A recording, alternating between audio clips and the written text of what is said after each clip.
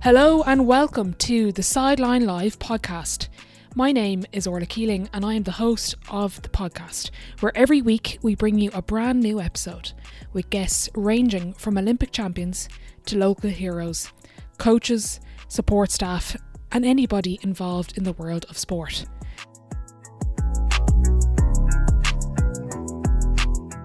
Each week we will dive into different topics, including current affairs in sport, identity, skill, mindset, coaching, and also shine a light on those flying under the radar. So tune in for brand new episodes, new stories, and new insights you've never heard before.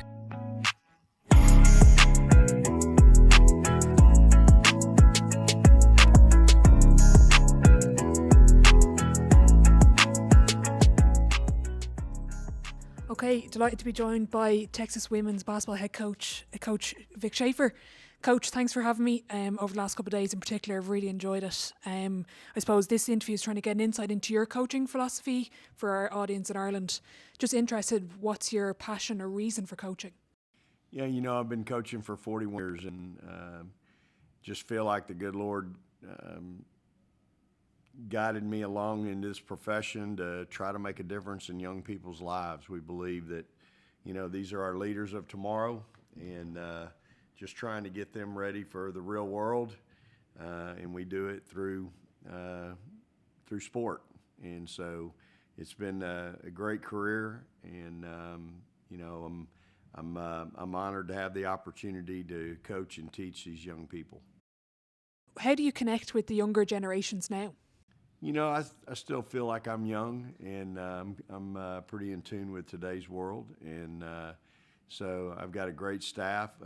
They're a little bit younger than I am, but we've all got a lot of experience, and so we are well in tune with today's world, but we're also well versed in how to navigate it and to teach these people how to navigate it as well.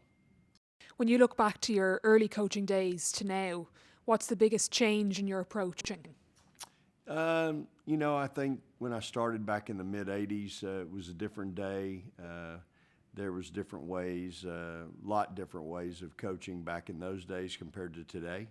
And so, I think today, in today's world, these kids, they want to know you care about them. And, our philosophy is, they'll play really hard for you if they know that you care about them. And so we try to be there for them on and off the floor. We try to develop them on and off the floor. We try to get them ready for the real world. But they know if they ever need anything, my staff and I are here for them 24/7. And, so much, you learn so much from competition and being in that arena of competition, but that also gets you ready for life. And the real world is a competitive environment as well, and so we believe that our kids are well versed and well trained to, when they finish and graduate from University of Texas and graduate from playing for us for 4 years, they're ready for the real world. You've built powerful programs, not just teams. What are the core values of your programs? Yeah, I just think it's, we recruit to a fit, we retain our student athletes, and we develop them. We have, we really hang our hat on how hard we play and our toughness and our competitive spirit. And I think those are the core values of our program is just playing really hard, being tough, and being competitive. And, if you don't have those things, it's hard to really function in our program. And so, part of the fit, when we say we recruit to a fit, is getting kids that have that embodied in them. And that usually means somebody's raised them that way.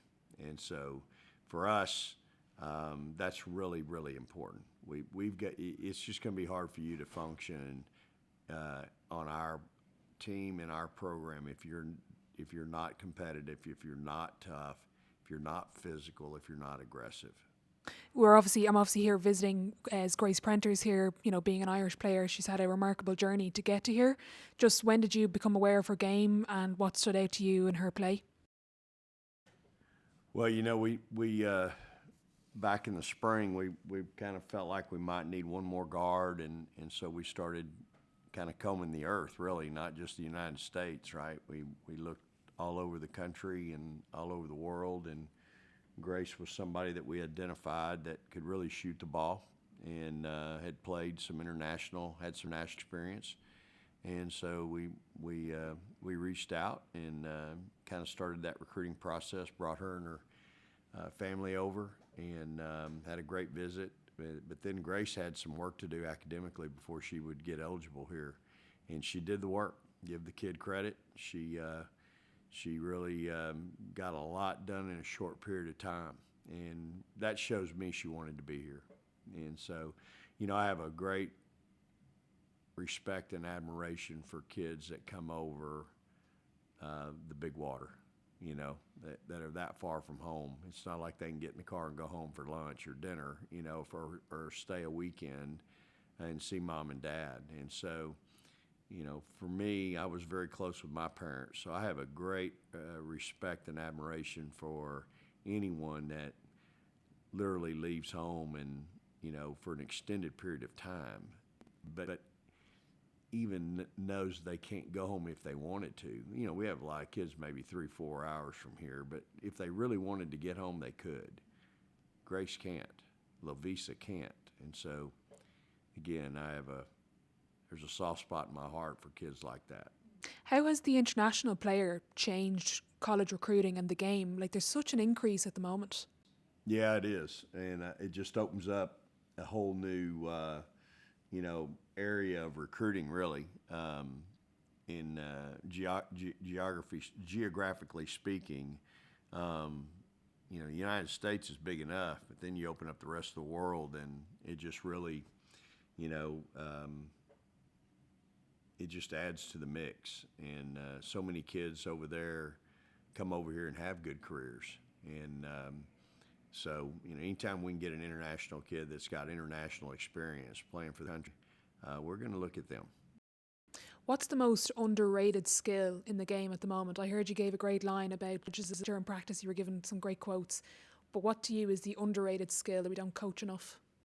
Yeah, I don't, I'm a big fundamental guy, passing the ball, hitting people in the pocket, taking pride, timing of when and where.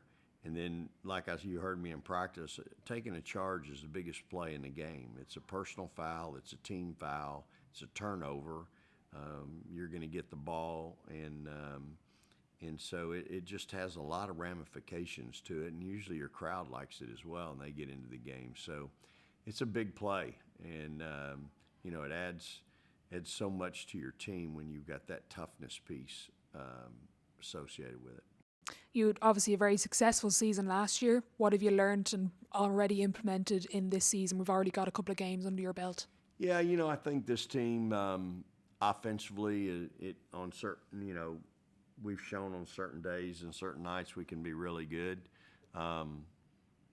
It's a work in progress with our defense right now, but I think we have some good depth at guard, and as long as we can get healthy inside, I think we got a chance to be really good again. When you look at all the players you've coached, you've been around amazing players. What separates the great ones from the rest of the pack? Yeah, just doing the little things, being attentive to detail, doing the extra. We have a saying around here, the game's real fair. You're going to get out of it what you put into it. And if all you're doing is showing up for practice every day, that's probably not enough.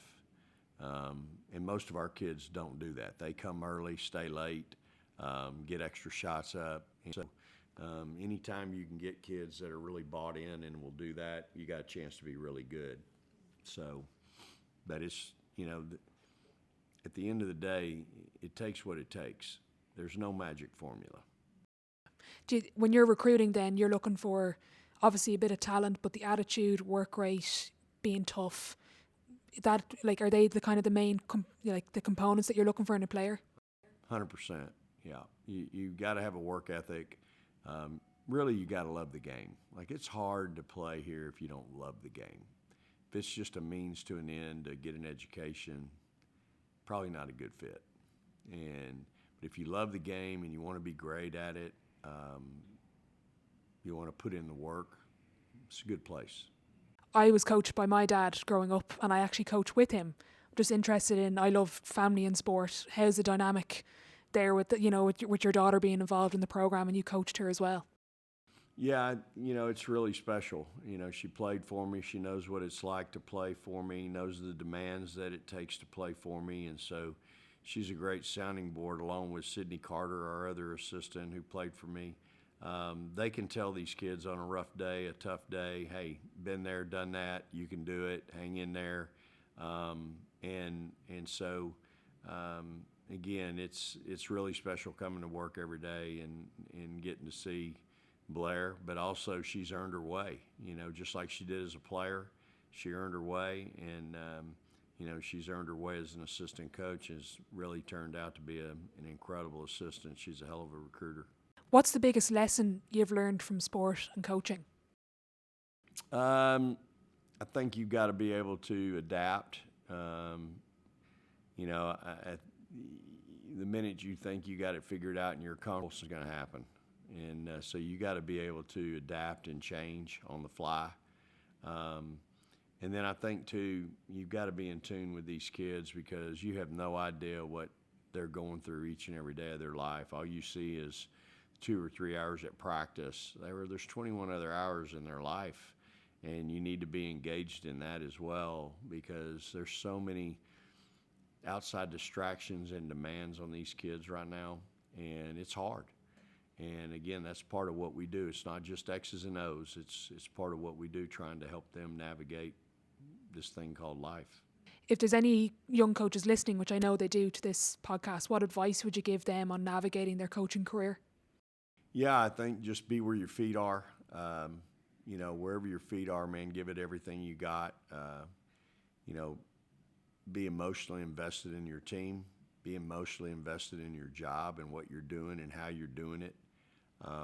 If it's just a check, you're probably in the wrong profession. You're not going to make a lot of money in coaching. But if you're in it for the kids, if you're in it to help develop and teach and prepare kids for the real world, it's a great profession. And again, just understand how badly you need and the value that you bring to the world and to these young people. You mentioned your staff, a lot of former players. What do you look for in a coach that you want to bring into your staff? Yeah, I don't hire people that are yes people. I need to hire people that'll tell me what I need to hear, not what I want to hear. And then the work ethic piece. My former players, not all of them could work for me. But the ones that I do hire, the ones that have worked for me, are usually my tougher competitors. And so I know that they can convey to this team that we have, or whatever team they're working with, they can get that out of them as well, because they've done it and they know what it takes to win. You mentioned you've been coaching for 41 years. You're definitely not done yet. What will be your legacy as a coach? I don't know. I don't know what people will, what'll be said. And quite frankly, all I care about is what I'm doing with the kids that I've had in the past and the kids that I have now. I'm just trying to do right by them and preparing them for the real world, teaching them what structure and discipline looks like and the value that has and what it will do for them later in life. The world is a really competitive place, and so just trying to make sure I do my part to get them ready for the real world, and letting them know, this isn't a 4-year decision, this is a 40-year decision, and also letting them know, as long as I'm on this earth, they can call me for anything, and I'll be there for them no matter where they're at. Brilliant. I have the same 7 questions at the end of every episode. It's called the Sideline 7. Question 1 is, what is your favourite quote? It's not what we do, how we do it, that separates us from the rest of the country. Love it. Very good. Question 2, best sporting event you've been to?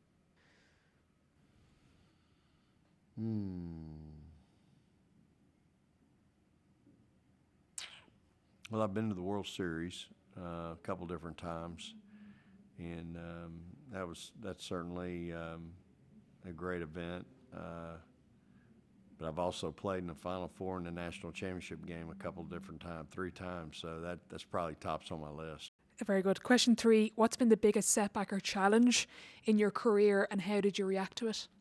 Yeah, the biggest challenge was when my son, who was 14 at the time, was in a horrific wakeboarding accident. He was basically on life support for 4 days, intensive care for 11, couldn't walk, couldn't talk, couldn't hold a right hand, drooling out of the left side of his mouth, skinny-waisted, broad-shouldered baseball kid, and just getting him back to normal.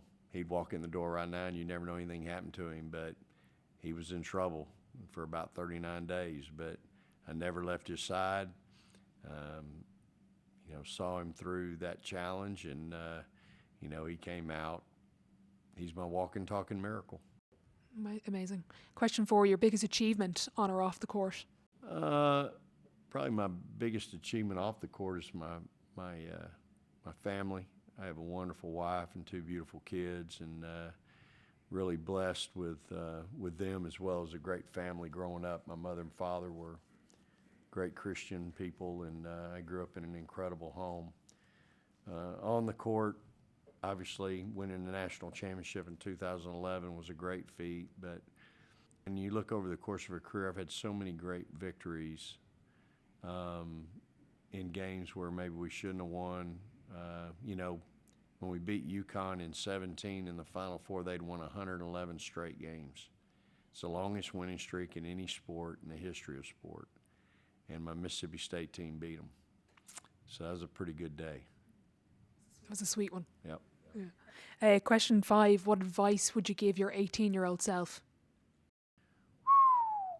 Yeah.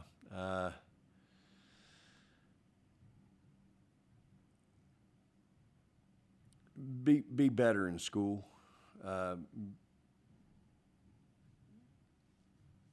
Yeah. Question 6, who would be your dream dinner guest and why?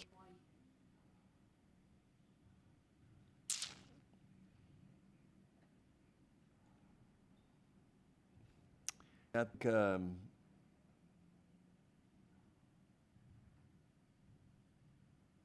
think my dream dinner guest, if it's somebody on this earth, it'd probably be, I'd like to have dinner with this, what do you call the guy that's in charge of our nation's security or our war, Secretary of War? Secretary of Defense. I've always been a defensive guy, and I'd love to talk to him about, those kinds of things. My father was a bird colonel in the Army, 32 years, so I think it'd be pretty cool to have dinner with him. What would you have for dinner? We'd probably have a pretty good piece of red meat. We'd probably have a steak and some green beans and baked potato. Love it. Last question, if your life was a book, Coach, what chapter would this be called? I'm not on 18, but I am on the back 9, so this would be in the latter part of the book. If there was 30 chapters, we'd probably be in chapter 23 or 4. Yeah. Very good. Coach, thanks for your time and thank you for having me as well. Thank you for your time. Praise the Lord and hook 'em horns.